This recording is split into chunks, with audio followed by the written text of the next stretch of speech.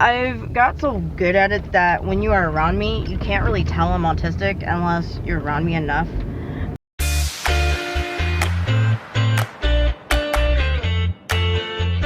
Hey guys, today we're going to talk about autism masking. And yes, I'm in the car. We're going to go pick up my son. And I needed to get these thoughts out right away because I have this thing where it goes in my head until I get it out. So basically, masking is where you hide your autistic traits and try to look more neurotypical. And I have struggled with this most of my life, and it has been a very complicated process, and it takes a lot of energy out of you. So I've got so good at it that when you are around me, you can't really tell I'm autistic unless you're around me enough. And even then, I still pretty much mask. So there's only 2 people that have really seen a lot of my traits, which was my roommate because she lived with me for 3 years, and then my boyfriend who's around me constantly. I even still mask around my family because I know I've learned throughout time of what is appropriate behavior and what's not. And I've even scripted, so you wouldn't know I still have problems with speech unless you were around me enough, because I script to a point. And I don't usually know what I'm feeling, but I've heard things and then I say what I've heard. I know when someone says, "How are you?" you say, "Good, you," but if they go beyond that, I kind of get stuck. And then yesterday my son has IEP meeting, and there was so much information that my brain got overloaded and I started to shut down and go mute. So I literally had to fight my mouth to work so it didn't look like anything was wrong. But when I do that, my voice gets kind of shaky, but they're not around me enough to know that. So that was good. You wouldn't know I stim unless you were at home with me. I've caught myself unmasking a couple times and I have to push it back. I remember a few years ago when I was in college, I was trying to focus on what this person was saying and my body started rocking, but I was trying to control it from rocking, and it was not an easy task. My body just for some reason just wanted to keep rocking. I think it's because I was so uncomfortable and so out of place. I was uncomfortable, probably because I was in a classroom with a bunch of people trying to focus on what the teacher was saying. And I did think I was high functioning until I've seen people like Indy Andy, Daniel from the ASCII world, and Bethany Stephanie, but I don't know how much editing they put into their videos or how much work to talk when they're making the videos, because some of my videos are struggle and they take days to do just because I can't communicate, and it's a constant struggle. I seem to really observe people and how they act, and I pick up on things. I still don't give great eye contact. I look at their nose or their mouth or something. I remember younger when a doctor would hold out his hand, I would just look at it what you want me to do with that? I don't like being touched. I don't want to touch you. But that's kind of why it seemed like I was rude, but I wasn't.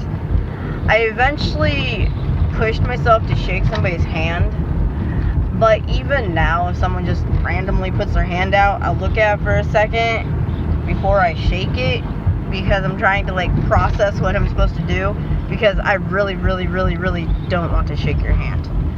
Don't. Okay? I don't want to shake your hand. I don't want to touch you. I don't want you to touch me. I do not want to do that. It's uncomfortable. But apparently, it's the norm for neurotypical people. And neurotypical people basically means that you're not autistic or neurodivergent, which basically means something else is wrong with your brain. So if you're neurotypical, you're just normal. Like, you don't have ADHD, autism, you know, all that jazz. But being autistic in a neurotypical world is not the easiest. The noises are extremely loud, and I used to suffer in silence, and I would push through the pain that it caused on my ears. So I looked normal, you know. I didn't want attention brought to me. Who wants attention brought to you? Well, when my son was born, and I had a roommate with kids, and everything just started to get out of hand, and I couldn't take it anymore. I learned about noise canceling headphones. They're my friend. So I got some noise canceling headphones now to tone out the background. So if I go somewhere loud, I take them with me now. I still feel weird taking them out in public, but I did actually take them out in public the other day when I went to a movie, and it was kind of nice to tone out some of that background noise. I observe. And I observe hard, apparently, and I pick up on how other people do things, and sometimes I don't pick up the right things. Because some people are just weird. But I learn from observing. So that's how I noticed my son was autistic, because I observed him like I observed everybody else, and people said I observed him a little too much, but what they don't know is I observe everybody a little too much. I just try to look normal while doing it, because I'm trying to know what I'm supposed to do to look as normal as possible. If I do stem my hands, I usually put them under my sleeves, so you can't really tell that I'm messing with my hands. I have stemmed with my feet, but it looks more like I guess a fidget or something. Like, nobody's actually really talked to me a whole lot about this, so I don't know if they noticed, but once I noticed, I quit right away. I have shaked my leg, and that drove my sister nuts when I was on the bed, but like, I literally could not stop it. It wouldn't stop going. When I'm out in public, I try a little harder to control it. Also growing up, not growing up, I guess adulthood, because it's been as long as I've lived away from my mom. Sometimes when things get so bad for me, and I feel like I am gonna melt down, I literally go and hide. So like, I'll go to the bathroom, and I'll be in there rocking while holding my ears, and my body will be shaking, and tears will be coming down, because I just can't take it. But yet, that's not normal when you're in public. So I've learned to run and hide, basically.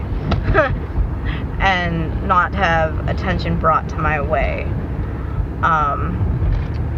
As the older I get, I have come to terms with my autism, and I have tried it's just come out.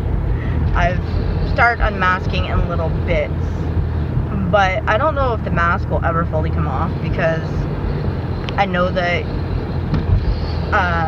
people look at people who are different, and I think because I was so severely bullied growing up is how my masking came into effect, and I was doing it before I even knew there was a word for it.